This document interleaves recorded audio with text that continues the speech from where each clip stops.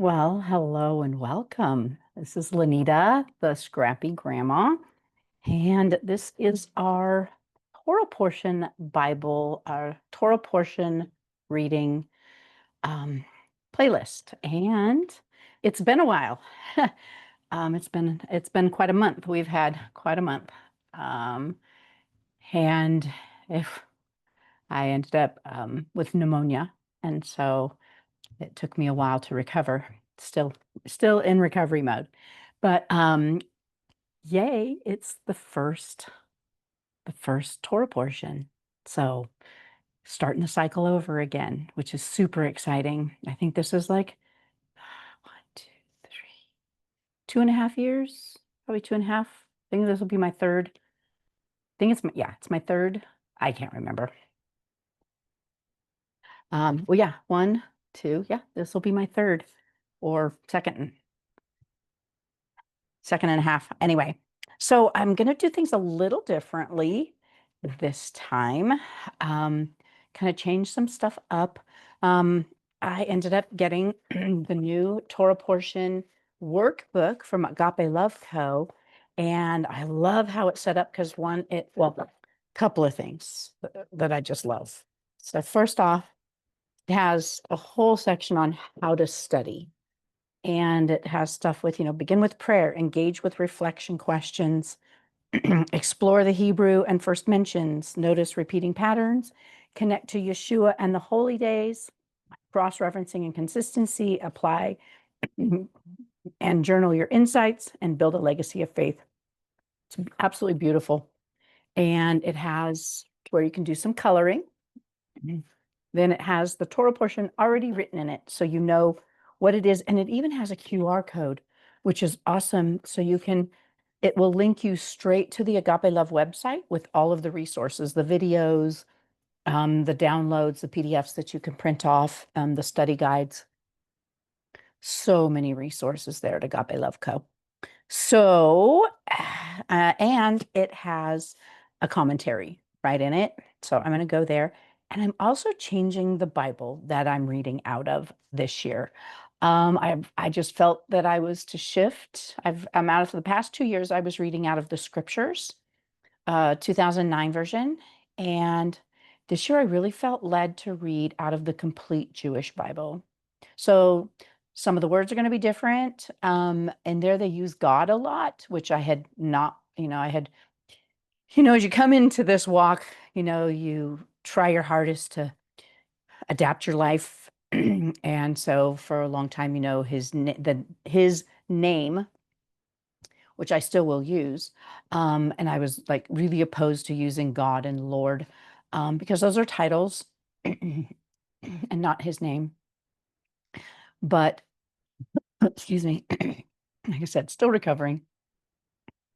Um, but not as militant and crazy about it now. I have no problem using the word God and Lord.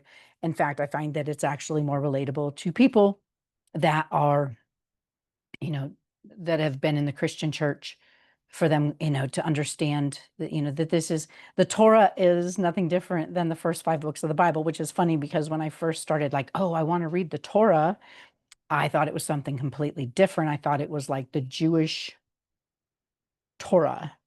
And come to find out, it's just the first 5 books in every Bible. That's the Torah. Um, so we start with Bereshit, which is Genesis, and it means in the beginning. And so Genesis 1:1 or Bereshit 1:1. And we go from Genesis 1:1 to Genesis 6:8. And then in the prophets, the Haftarah is Isaiah 42:5 through 43:10.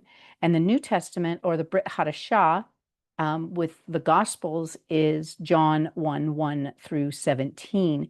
And so the what we call the Haftarah, how it came about is when Greece occupied Israel. It was illegal for them to have the Torah or to study the Torah. And the Torah, what we've learned, is that it is the way to teach, it's the instructions. So it's our instruction manual, and it's how we teach our children and their children and the generations, Yah's, the Father's instruction manual. And so it was illegal for them to have that. So what they did is they took other stories out of the prophets, and that reflected or gave similar teachings to what was in the Torah, so that they could still teach the generations the instructions for living in covenant with our Creator, the Most High. So, and you know what? I thought that I had looked that up, and of course I don't have everything with me. Pause for a sec. Okay, I went and looked it up because this is something I've been wanting to know and wanting to share, but keep forgetting. So so the Torah portions are the world's oldest Bible study. I mean, Yeshua, Jesus, and his disciples all studied the Torah, in weekly chunks in the synagogues. And so it's been happening.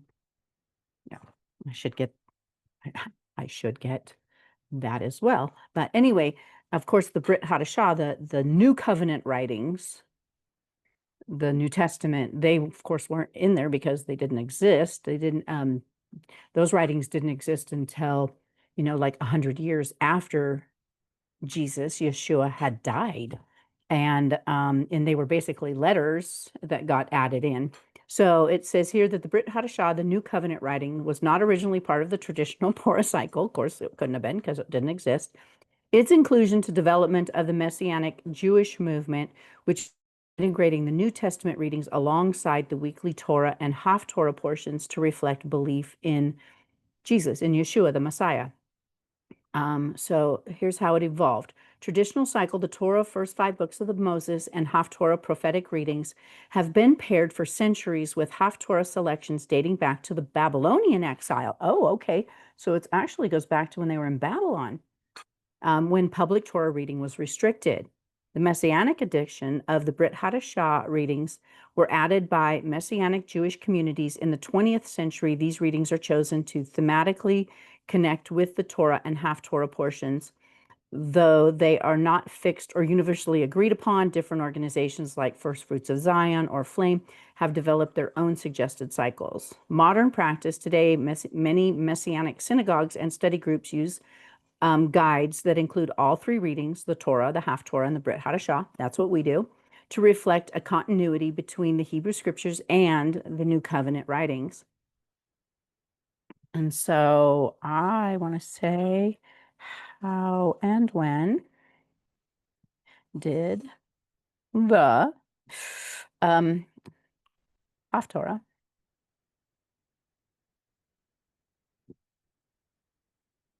gonna find out how to spell it.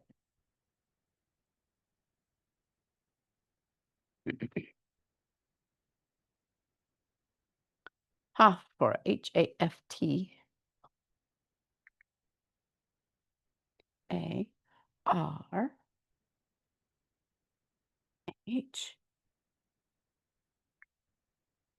start, or added to the Torah portions.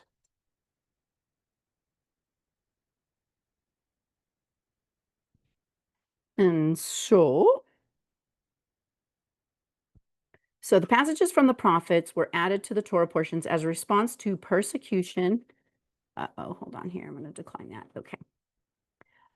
Response to persecution, and later became a permanent part of Jewish liturgical tradition. Here's how it unfolded. Historic origins, in 168 BCE, under Antiochus Epiphanes, the villain of the Hanukkah story, Jews were forbidden to publicly read the Torah. In response, the sages instituted readings from the prophets, which were not banned. These selections were often echoed the themes of the Torah portion that would have been read Post-persecution continuation, even after the Torah reading was permitted again, the custom of reading from the prophets remained. It had become spiritually meaningful and liturgically embedded. Alternative theory. Some scholars suggest that the Haftarah was added to counter sects like the Samaritans and the Sadducees, who rejected the authority of the prophets. Others believe it was a practical adaptation when Torah scrolls were unavailable or damaged, since prophetic text didn't require the same ritual standards for public reading. So, and while we're at it, let's go. When and how did the Torah portion cycle start?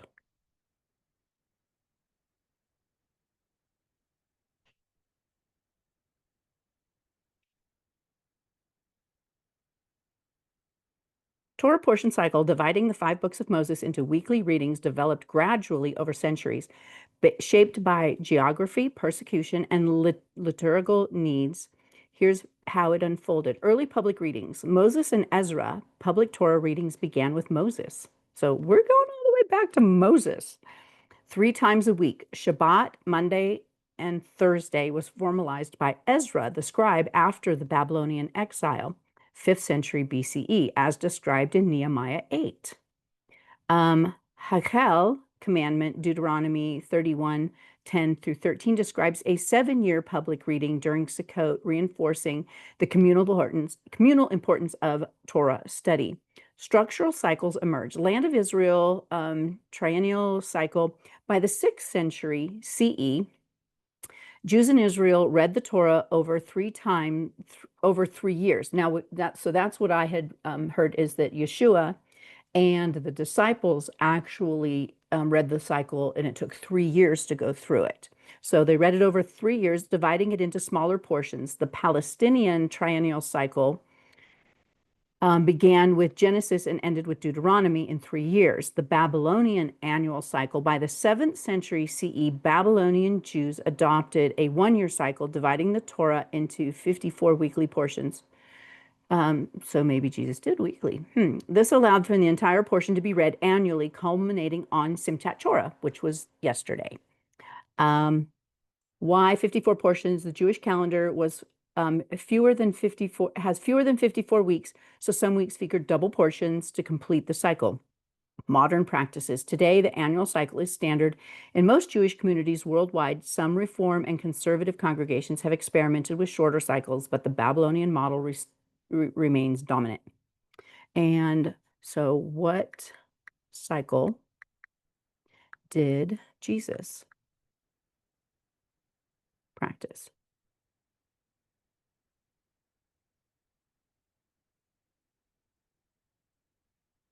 During Yeshua's time, the Torah reading cycle most likely followed the triennial pattern practiced in the land of Israel. This means the 3-year cycle. Okay, that's what I had heard. The Torah was divided into roughly 150 smaller portions and read sequentially over 3 years, rather than 54 weekly portions of the Babylonian annual cycle. So, regional practice. Jews in Galilee and Judea, where Yeshua taught, used this triennial cycle. The annual cycle was dominant in Babylon and only became widespread later, especially after the destruction of the Second Temple in 70 CE.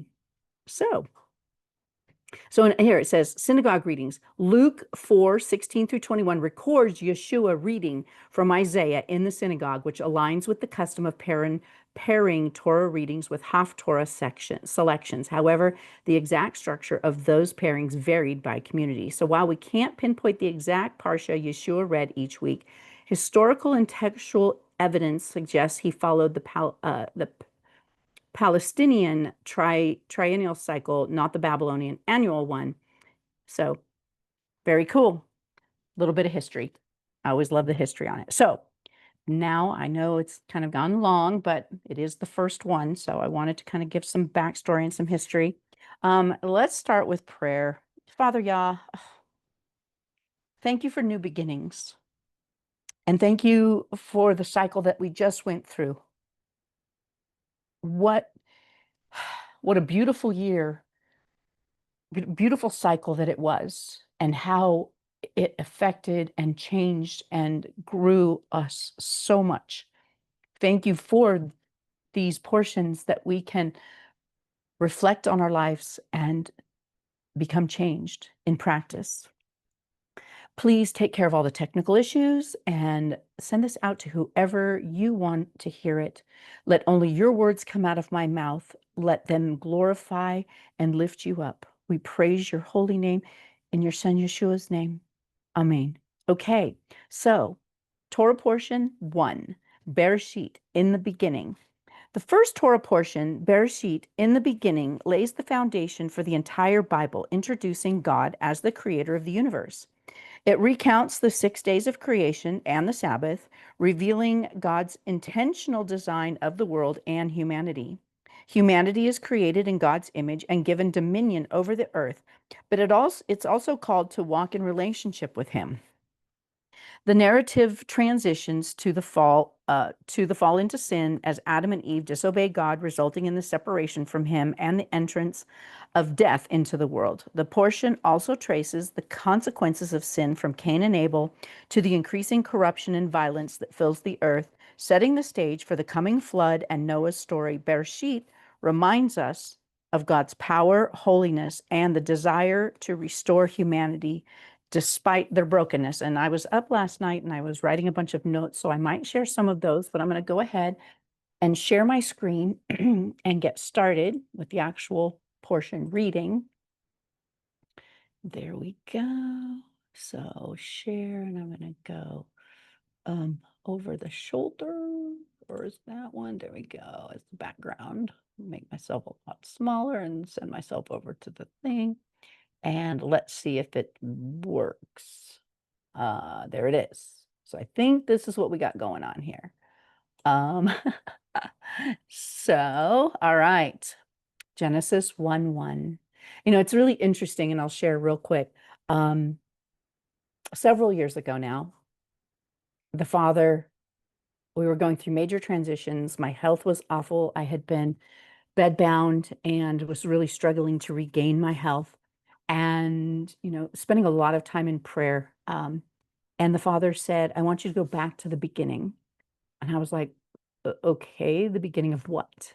And he's like, and I'm like, the beginning of time, the beginning of my life, the beginning of the word, the beginning of what? And he's like, yes.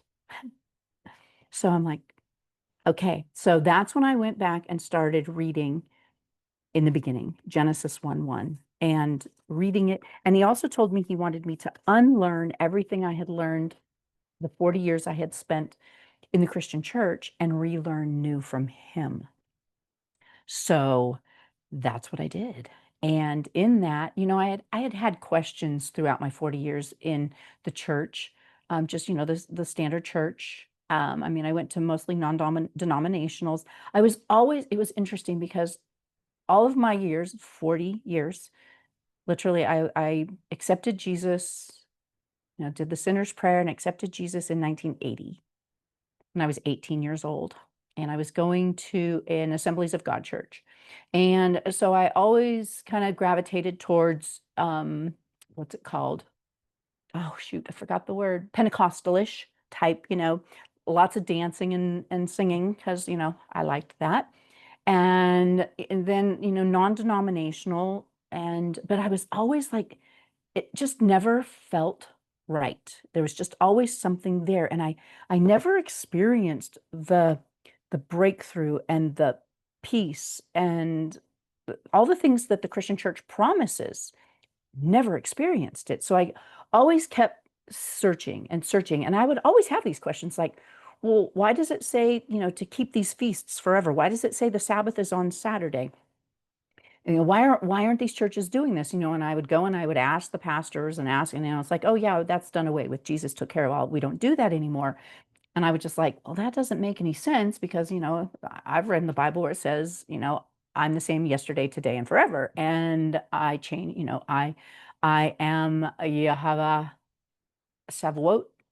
And I change not. I am a warrior. I change not. And so it was hard for me to reconcile, my questions, but the answers were the same across the churches. It's just, oh, Jesus died on the cross, and we don't have to do any of that anymore. Okay, well, there's my answer because it's the same everywhere I go until he told me to unlearn all of that and listen to him and learn anew from him. And then I started reading it with new eyes and asking him to unfold his truth for me in his word. And he did. Boy, did he. And then I experienced breakthrough. Then I experienced peace. I experienced freedom, freedom from torment in my mind, which I never did. 40 years in a church, I was still tormented in my mind, still seeking out, you know, spiritual, oh, whatever, you go for spiritual cleansing and you go to these special retreats and have people pray over you and cast spirits out and blah, all the things. Nothing changed.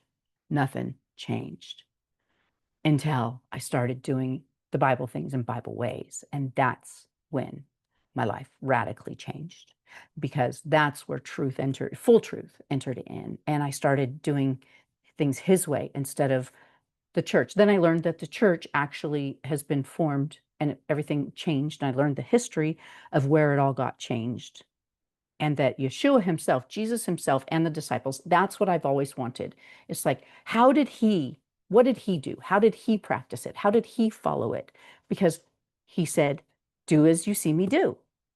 So that's what I wanted, not what the church said, what he said and what he did and what the disciples said and did.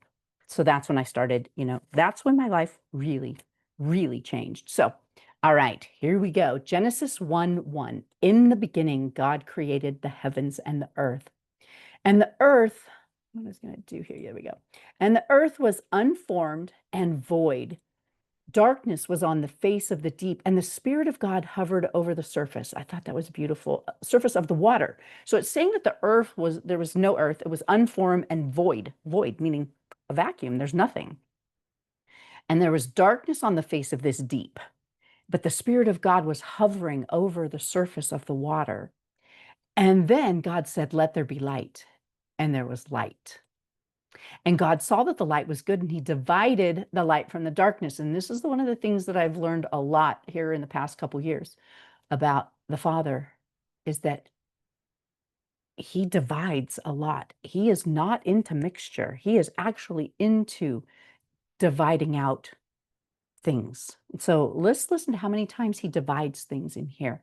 So God called the light day, and the darkness he called night. So there was evening and there was morning one day. And this is why we practice like Shabbat, Sabbath on Saturday. We practice it from Friday night evening because he started here. There was evening and then there was morning, and that's one day. So that's why we start Friday night at sundown. And God said, let there be a dome. I'm going to have to pause real quick. Shoot, how do I pause? This is an important call. Okay, we got a lot going on in our world right now. My father is looking good. We're going to be moving him in with us. And so there's lots of moving parts right now. And so some of the phone calls I have to take. So it was just a pause on your end. So I don't think you had anything. But anyway, okay. So Genesis 1:6. And God said, let there be a dome in the middle of the water and let it divide. Here's another, divide the water from the water. So this is where they talk about the firmament, the dome, and it divided the water from the water. And God made the dome and divided the water under the dome from the water above the dome.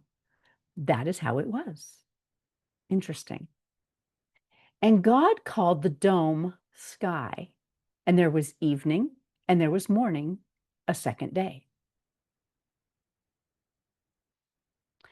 And God said, let the waters under the sky be gathered together in one place, and let the dry land appear. That is how it was. I love that. It's just like, that's how it was. Wait a second. There we go. Wanted to highlight it. There we go.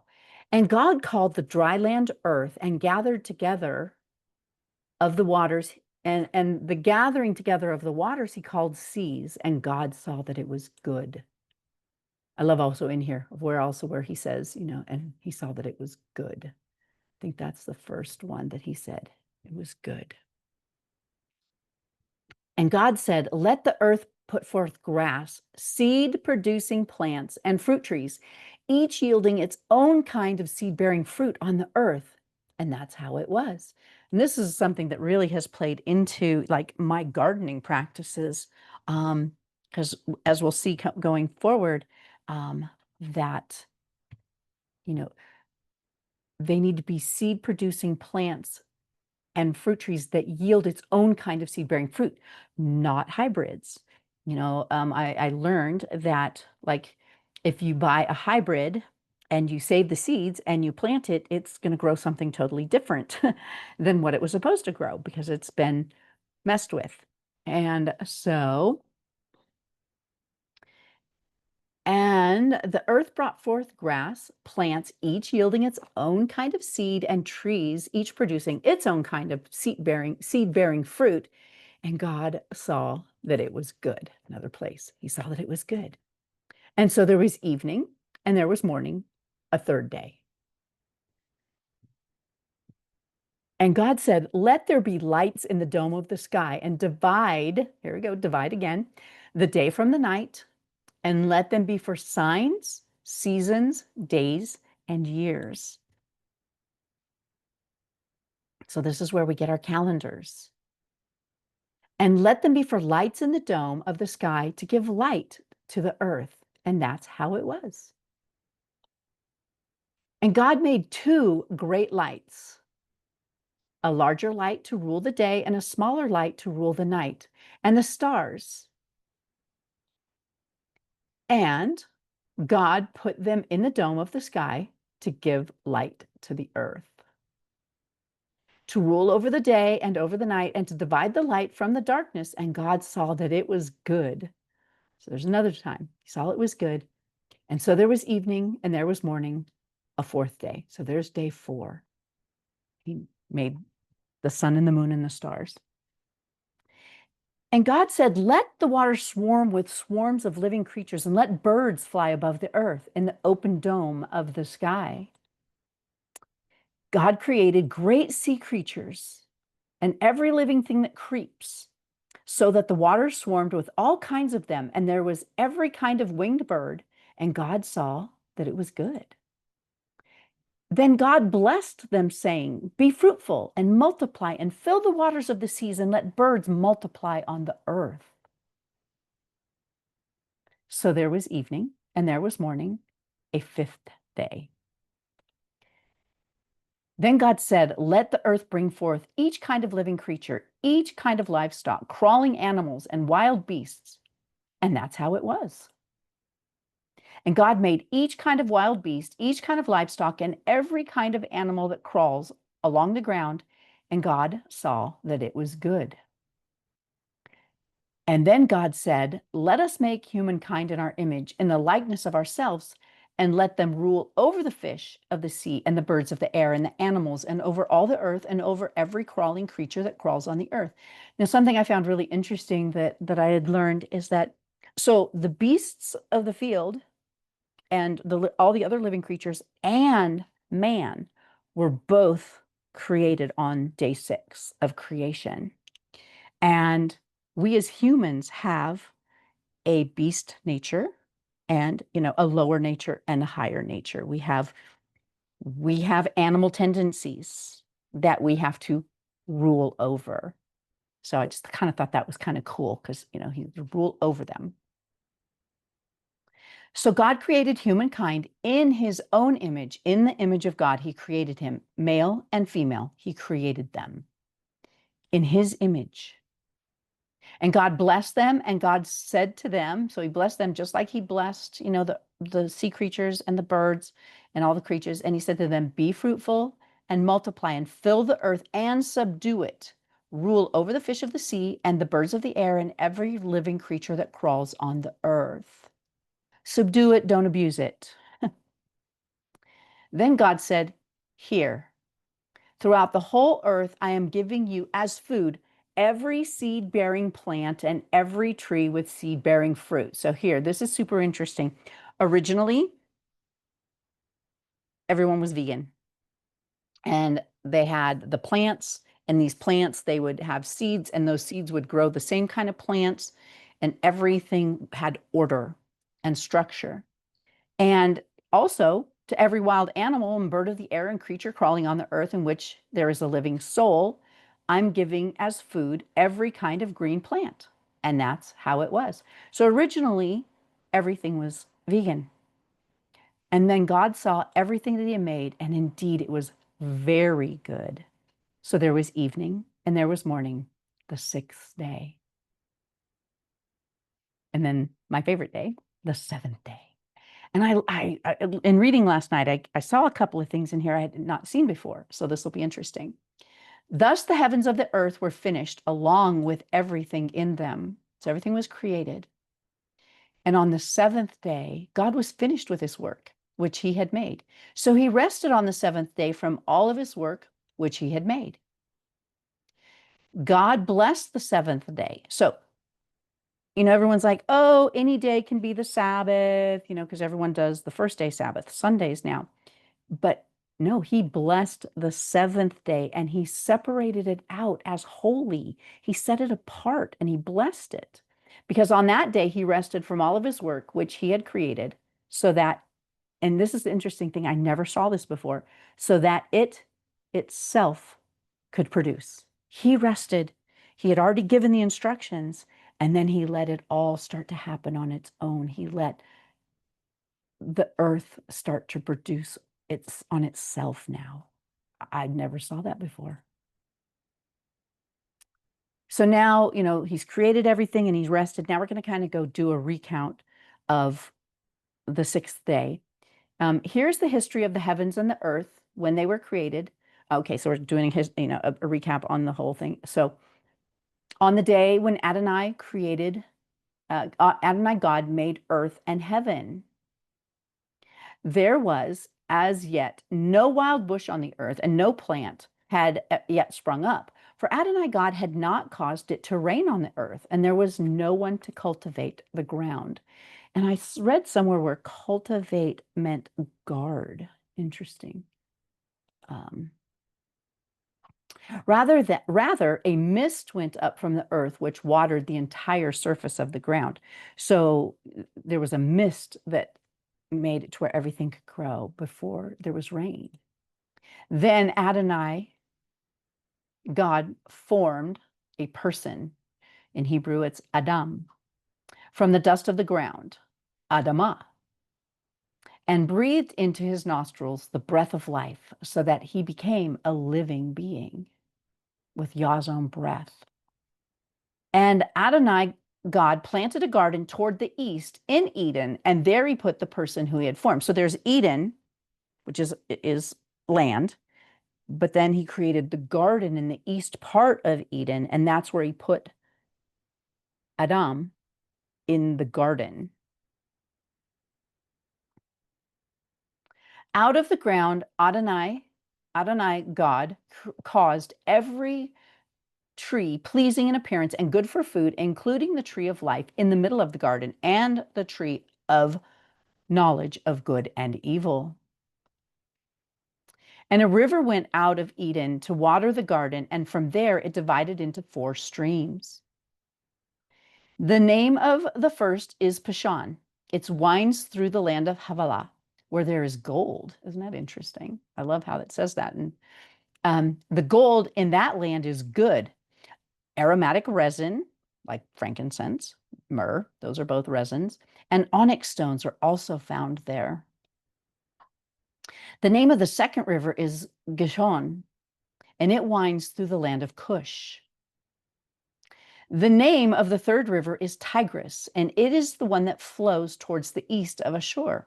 The fourth river is the Euphrates. And Adonai God took the person and put him in the garden of Eden to cultivate and care for it. And I think it was in here. I've got a complete Jewish study Bible. I don't know where it said it, but it was so interesting. But it said that, he put him in, and that the word actually meant to guard it, guard the land, the Garden of Eden. That was Adam's job, was to guard it. And Adonai gave the person this order: you may freely eat from every tree in the garden. Now, think about that. He didn't have to work for his food at this point in time. He could freely eat. He could just be walking through the garden and pick this plant or that fruit and just eat it freely. He didn't have to labor and work for his food like we do now. Except for the tree of knowledge of good and evil. You are not to eat from it, because on the day that you eat from it, it will become certain that you will die. And Adonai God said, it isn't good that the person should be alone. I will make for him a companion suitable for helping him. So from the ground, Adonai formed every wild animal and every bird that flies in the air, and he brought them to the person to see what he would call them. Whatever the person would call the living creature, that was to be his name. So all of the animals, sounds like, were created from the ground. Also from the ground, Adonai God formed every wild animal. So the person gave names to all of the livestock, to the birds of the air and the wild animals, but Adam was not found a companion suitable for helping him. Then God caused a deep sleep to fall upon the person, and while he was sleeping, he took one of his ribs and closed up the place from which he took it with flesh. Interesting. And the rib which Adonai God had taken from the person, he made a woman person. And he brought her to the man person. And the man said, at last, this is bone of my bone and flesh of my flesh. She is to be called woman. In Hebrew, it's Isha, because she was taken out of man, Ish. This is why a man is to leave his father and his mother and stick with his wife, and they are to be one flesh. They were both naked, and the man and his wife were not ashamed. Now the serpent was more crafty than any of the wild animals which Adonai God had made. He said to the woman, did God really say that you're not to eat from any tree in the garden? Isn't that how he works?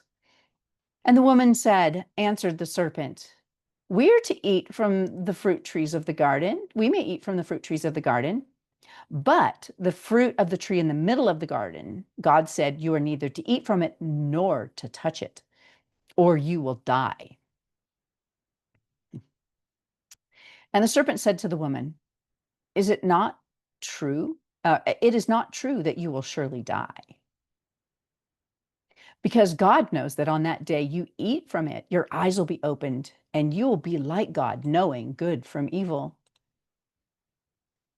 Then the woman saw that the tree was good for food, and that it had a pleasing appearance, and that the tree was desirable for making one wise.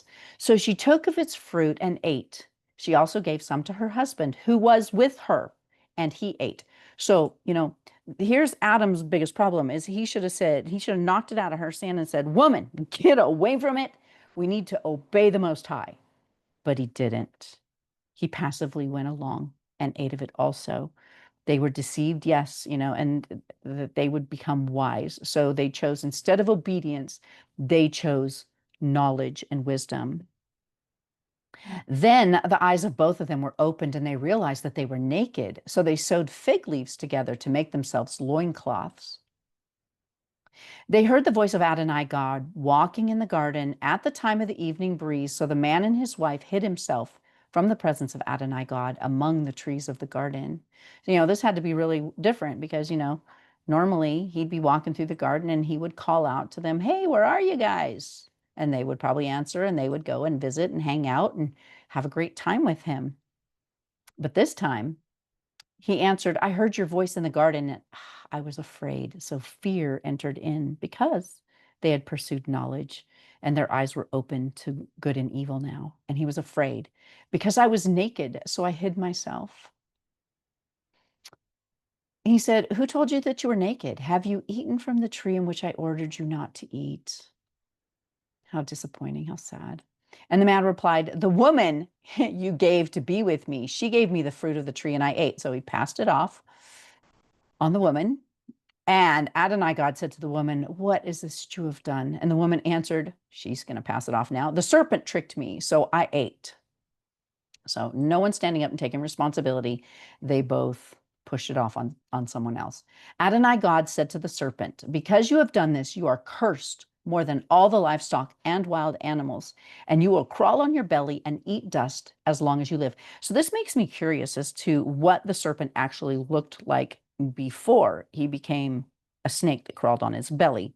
I kind of have a wacky theory, and I really have nowhere to, even nothing to even base it on. But you know, maybe he was a dragon, you know, and he had wings and he had legs and, he was still reptilian, but I don't know. That was just kind of, but then all of a sudden, whoosh, no legs, no wings, you're a snake and you eat the dust. "I will put an animosity between you and the woman and between your descendants and her descendant. He will bruise your head and you will bruise his heel." So right there, clearly, the end from the beginning. They're talking about the Messiah. They're talking about Jesus, Yeshua. Right here in Genesis, they're talking about Yeshua. "And to the woman, he said, I will greatly increase the pain of your childbirth. You will bring forth children in pain." And this sentence is, I've heard some interesting things. "Your desire will be towards your husband, but he will rule over you." And I've heard that, what some people think that that means is your desire will be over, wanting to rule over your husband. Your desire will be towards your husband, like his power, but he is going to rule over you. And isn't that been a struggle we've all dealt with through the generations, especially after the 60s, where, feminism, where, what threw it all off, but where women don't want to be ruled over, but that is our natural place from the beginning. "And Adam said, because you listened to what your wife said and ate from the tree about which I gave you the order, you are not to eat from it. The ground is cursed on your account, and you will work hard to eat from it as long as you live." So he went from freely eating to now having to work hard to eat. "It will produce thorns and thistles for you, and you will eat field plants. You will eat bread by the sweat of your forehead till you return to the ground. You were taken out of it, and you are dust and will return to dust." And the man called his wife Hava, meaning life, because she was the mother of all living. And Adonai God made garments of skin for Adam and his wife and clothed them. And it just kind of hit me last night. It doesn't say animal skin. It does. What kind of skin? He made them garments of skin. Some people believe, and I think it's from extra biblical text, that Adam and Eve, before they fell, had light bodies, meaning, they were like light in his image. Whenever it describes Yahweh, he's always light, bright, shining light, so bright we can't even look at it. And maybe Adam and Eve had light bodies, and then when they fell, he then gave them skin to cover them. Just a theory, my own question, like, because he made them garments of skin. Huh. Adonai God said, "See, the man has become like one of us, knowing good from evil. Now, to prevent him from putting out his hand and taking also from the tree of life, eating it and living forever. Therefore, Adonai God sent him out of the Garden of Eden to cultivate the ground from which he was taken." So from what I understand, he's still in Eden. He's just not in the garden, which is interesting because in study, the garden actually is a type and shadow of the tent of meeting or the tabernacle or the temple that ended up coming. It was a place where Yah could come and commune and spend time with his family, his children. And so it was like the first tabernacle, the garden was. So he drove the man out and placed at the east of the Garden of Eden a cherubim, an angel, and a flaming sword which turned in every direction to guard the way of the tree of life. And I always think of like a lightsaber. Or it was guarding it. I don't know, my brain.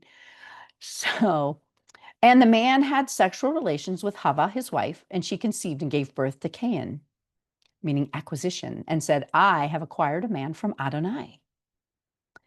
In addition, she gave birth to his brother Havel. Havel kept sheep, and Cain worked the soil. In the course of the time, Cain brought an offering to Adonai from the produce of the soil. And Havel brought from the firstborn of his sheep, including their fat. Adonai accepted Havel and his offering. But he did not accept Cain and his offering. Cain was very angry, and his face fell. And Adonai said to Cain, why are you so angry, so downcast? If you are doing what is good, shouldn't you hold your head high? And if you don't do what is good, sin is crouching at the door. It wants you, but you can rule over it. And isn't that with our lives today? You know, the sin is always crouching at the door, and we need to watch our attitudes and do what's good and hold our head high, because sin is always crouching at the door and it wants to rule over us, but we can rule over it. Cain had words with Havel, his brother. Then one time, when they were in the field, Cain turned on Havel, his brother, and killed him. Adonai said to Cain, where is Havel, your brother? And he replied, I don't know. Am I my brother's guardian? And he said, what have you done? The voice of your brother's blood is crying out to me from the ground. I learned something with this, and it's really fascinating, because you think, okay, this is first mention.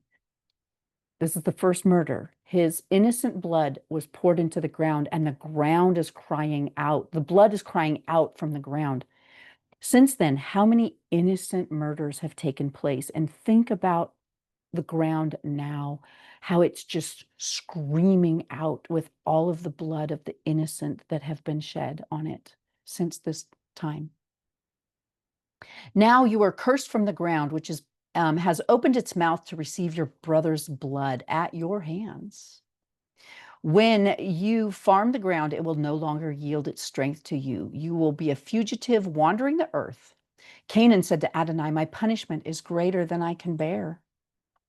You are banning me today from the land, and from your presence I will be a fugitive wandering the earth, and whoever finds me will kill me. Adonai answered him, therefore, whoever kills Cain will receive vengeance sevenfold. And Adonai put a sign on Cain so that no one who found him would kill him. It'd be interesting to know what that sign is. So Cain left the presence of Adonai and lived in the land of Nod, which meant wandering, east of Eden.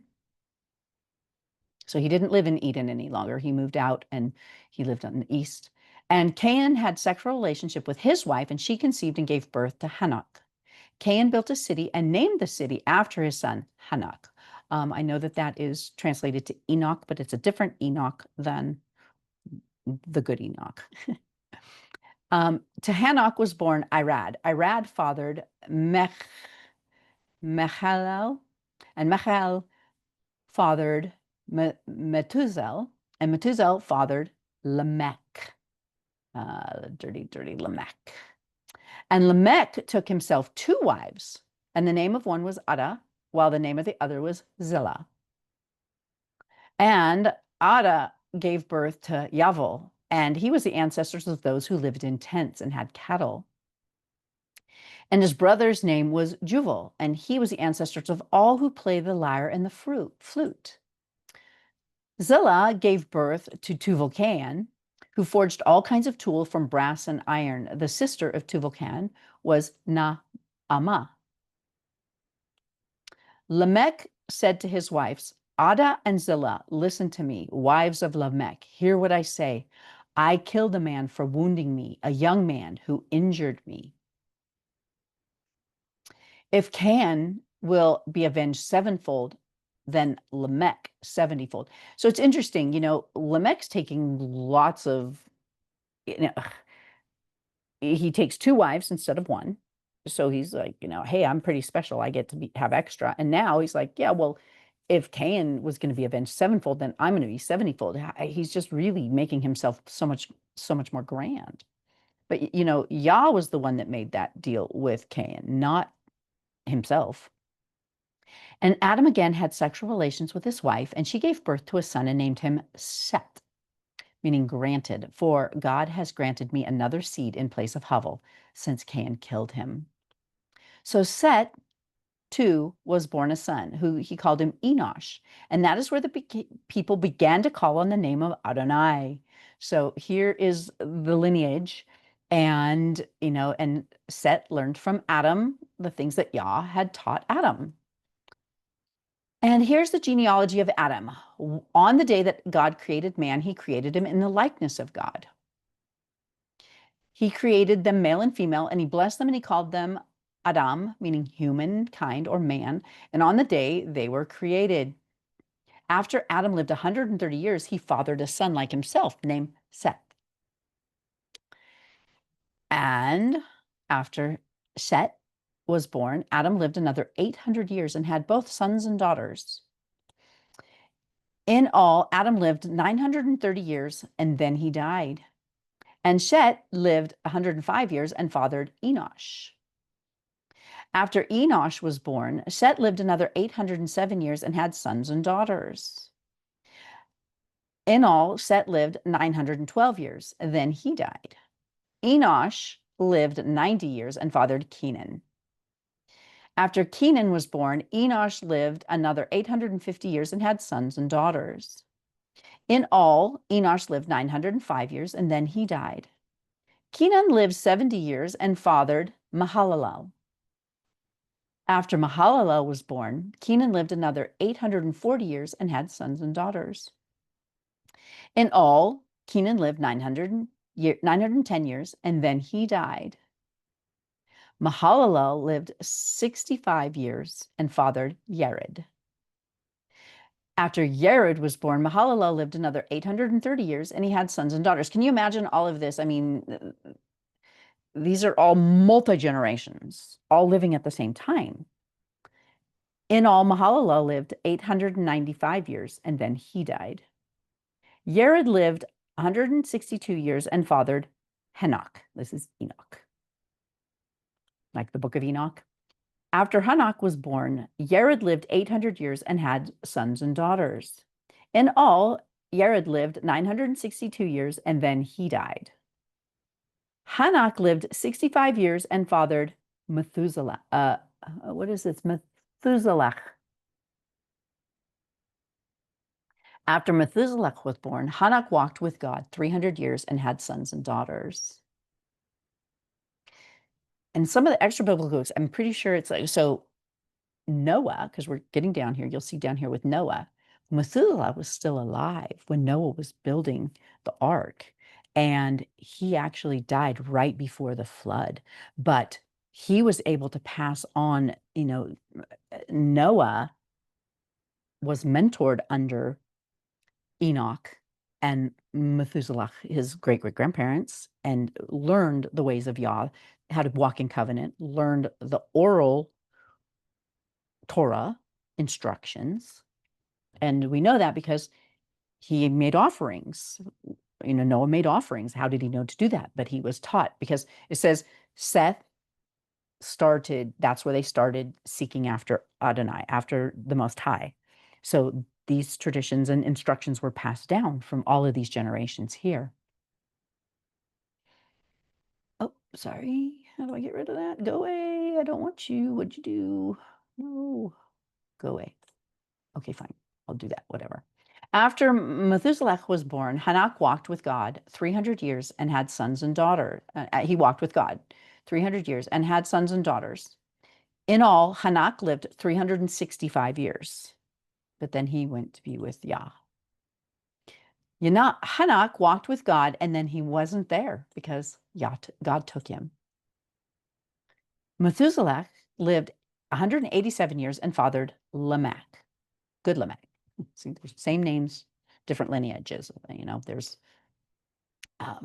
Cain's lineage, and then there's Seth's lineage. And Lamech was born When Lamech was born, Methuselah was 782 years old, and he had sons and daughters. In all, Lamech lived 969 years, then he died.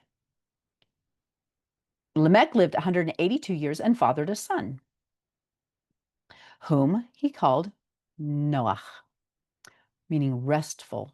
For he said, "This one will comfort us in our labor, in the hard work that we do with our hands to get what comes from the ground that Adonai has cursed." After Noah was born, Lamech lived 595 years and had sons and daughters. In all, Lamech lived 777 years and then he died. Sorry. Noah was 500 years old. Come on. There we go. Noah, he died. And then Noah was 500 years old, and Noah fathered Shem, Ham, and Japheth. And I'm always curious. He was 500 years old, and then he fathered, were they triplets? It was always something very curious to me if they were triplets, because it says that they were all born when he was 500 years old. So, and then 6, and we go to 6, 8. In the time when men began to multiply on the earth and daughters were born to them, the sons of God saw that the daughters of men were attractive, and they took wives for themselves, whom they chose. And Adonai said, "My spirit will not live in human beings forever, for they too are flesh. Therefore, their lifespan is to be 120 years."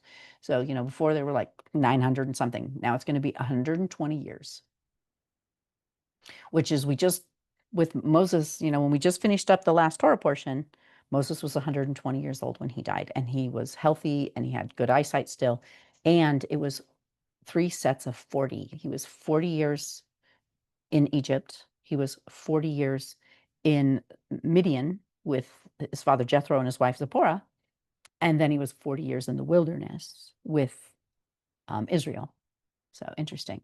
The Nephilim were on the earth in those days, and afterward, when the sons came into the daughters of men, and they bore children to them. These were the ancient heroes, men of renown. They're the giants. So they were made out to be gods because they were big and they were part angel, part fallen angel and part human. So these were, the stories about them. Goliath. And Adonai saw that the people on the earth were wicked, that all their imaginings of their heart were always of evil only. And Adonai regretted that he had made humankind on the earth. It grieved his heart.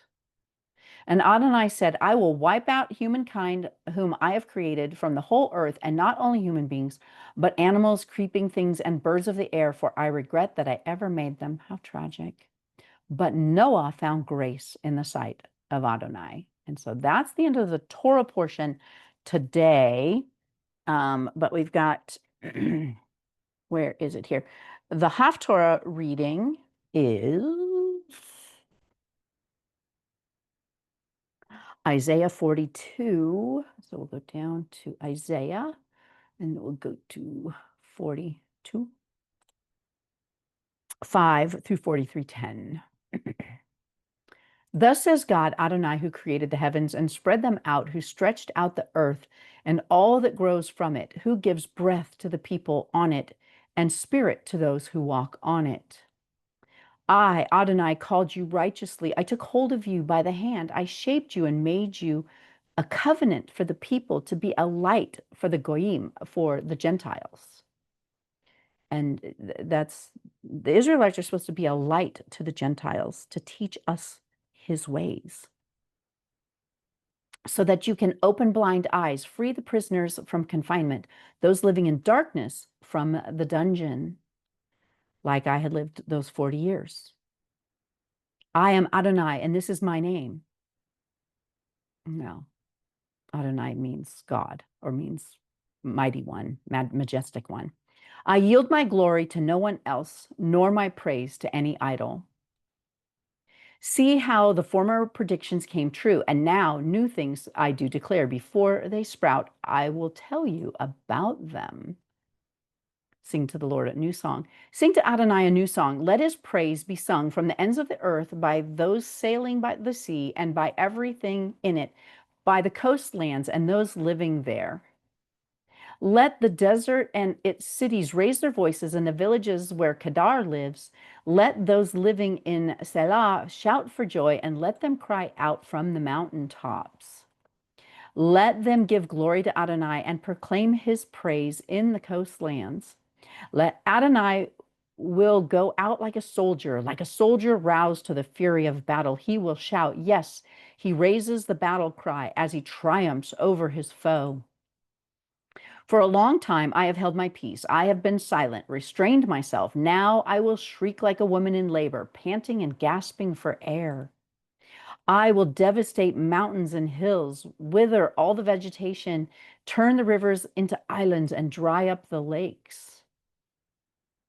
The blind will lead on a road they don't know, on roads they don't know. I will lead them. I will turn darkness to light before them and straighten their twisted paths. These are the things I will do without fail. Those who trust in idols, who say to statues, you are our gods, will be repulsed in utter shame. Israel's failure to hear and see. Listen, you deaf, look, you blind, so that you will see.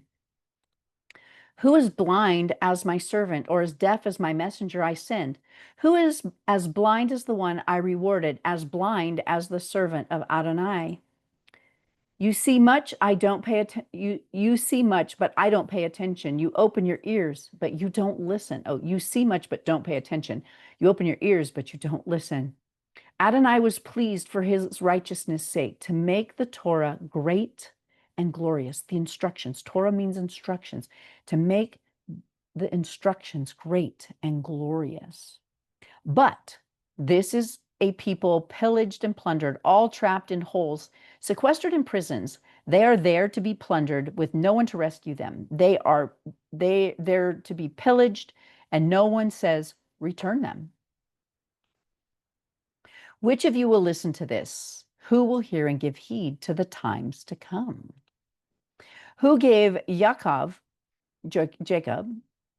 to be pillaged, Israel to the plunderers? Didn't Adonai, against whom we have sinned, in whose ways we refuse to walk? He whose Torah they did not obey, whose instructions they did not obey. This is why he poured on him his blazing anger, as well as the fury of battle. It wrapped him in flames, yet he learned nothing.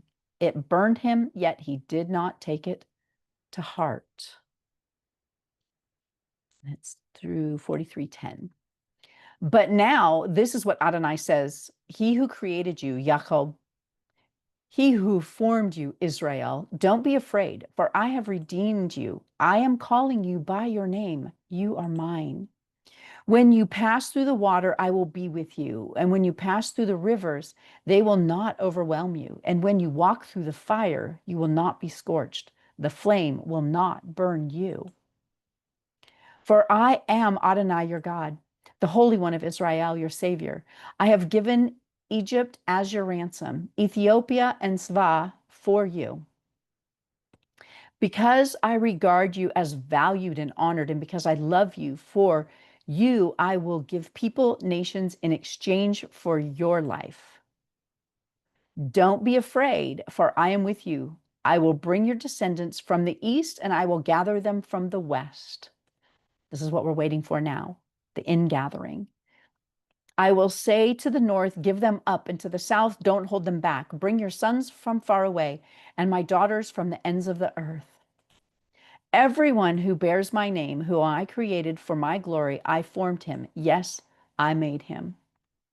Bring forward the people who are blind but have eyes, also the deaf who have ears. All the nations are gathered together and the people are assembled. Who among them can proclaim this and reveal what happened in the past? Let them bring their witnesses to justify themselves so that others on hearing can say, that's true. You are my witnesses, says Adonai, and my servant whom I have chosen, so that you can know and trust me and understand that I am he. No God was produced before me, nor will any be after me. And that's it from the Haftarah. And now the Brit Hadashah is John 1.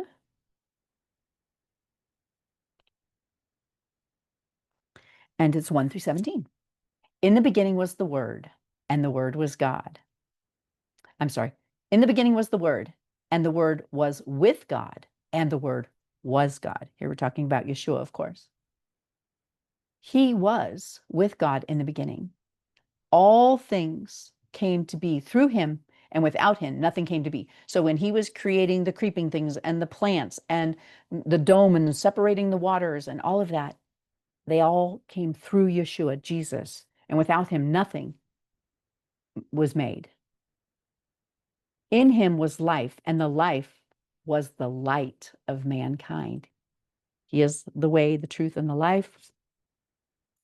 And the light shines in the darkness, and the darkness has not suppressed it.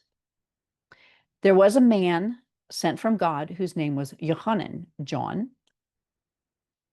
He came to be a testimony and to bear witness concerning the light, so that through him everyone might put his trust in God and be faithful to him. You know, he was Jesus's cousin. He was 6 months older, and he came and told about him. He himself was not that light. No, he came to bear witness concerning the light. He was like, repent, the kingdom is at hand. This was the true light, which gives light to everyone entering the world.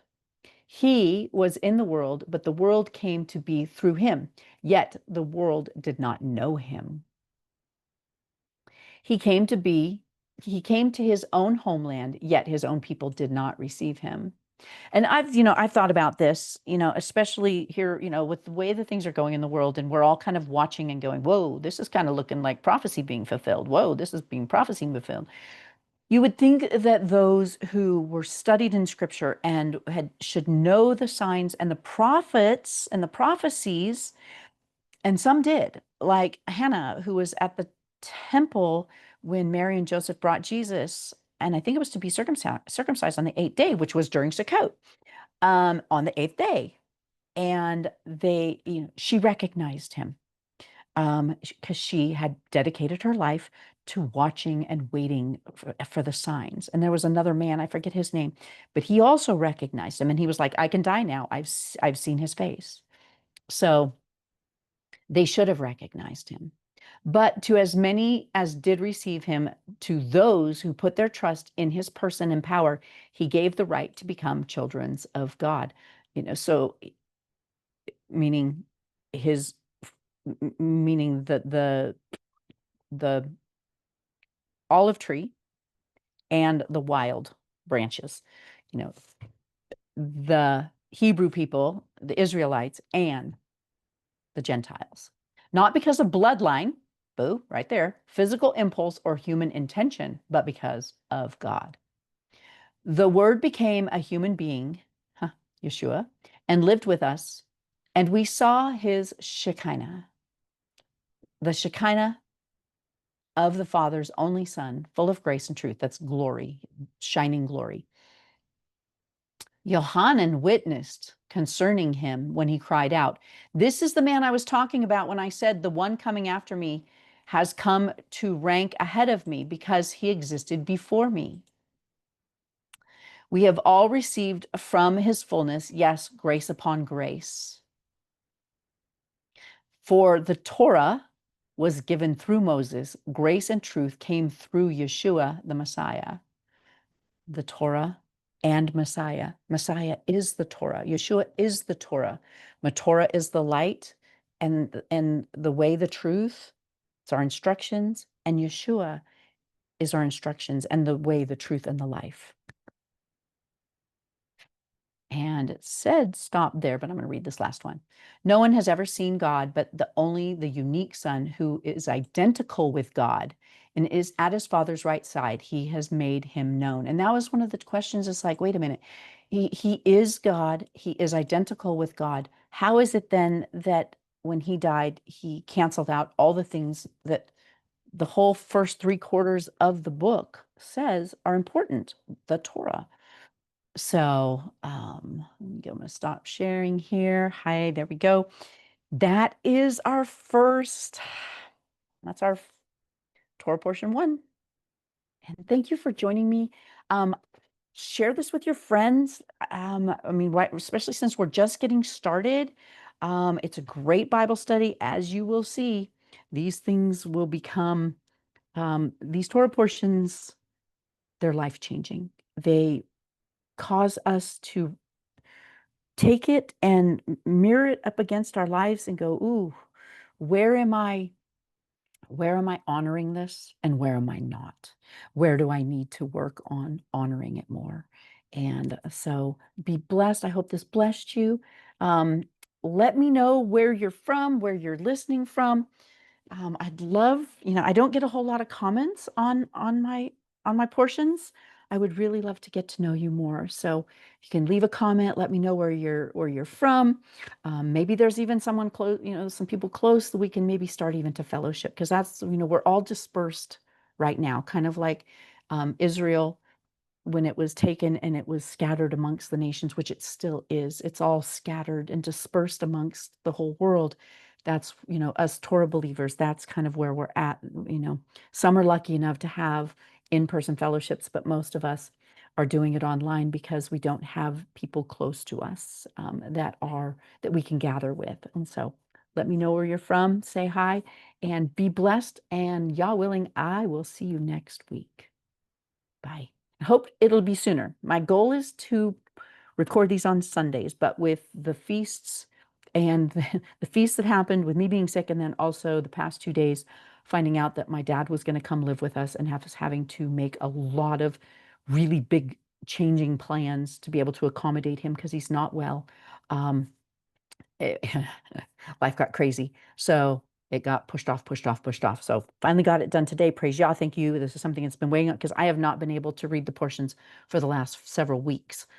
So this is something I really wanted to get done. So, but hopefully next week, Yah willing, I will get this done on Sunday so that you have the whole week to study with me and read and listen. And if you need to know where to go to get the workbook, let me know. I can get you a link. If you'd like to join our online Women Bible Study, we meet on Thursdays.